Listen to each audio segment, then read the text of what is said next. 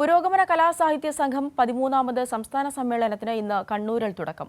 650 പ്രതിനിധികളാണ് സമ്മേളനത്തിൽ പങ്കെടുക്കുന്നത്. ഭരണശ്ശേരി നായനാർ അക്കാദമിയിൽ നടക്കുന്ന സമ്മേളനം കവി സച്ചിദാനന്ദൻ ഉദ്ഘാടനം ചെയ്യും. കേരളത്തിലെ ഏറ്റവും വലിയ ജനകീയ സാംസ്കാരിക പ്രസ്ഥാനമായ പുകാസയുടെ സംസ്ഥാന സമ്മേളനത്തിന് ആദ്യമായാണ് കണ്ണൂർ വേദിയാകുന്നത്. 3000 യൂണിറ്റുകളെ പ്രതിനിധീകരിച്ച് 610 പേരും സൗഹാർദ്ദ പ്രതിനിധികളും ഉൾപ്പെടെ 650 പ്രതിനിധികൾ സമ്മേളനത്തിൽ പങ്കെടുക്കും. കവിയും കേരള സാഹിത്യ അക്കാദമി പ്രസിഡന്റുമായ സച്ചിദാനന്ദൻ ഉദ്ഘാടനം ചെയ്യും.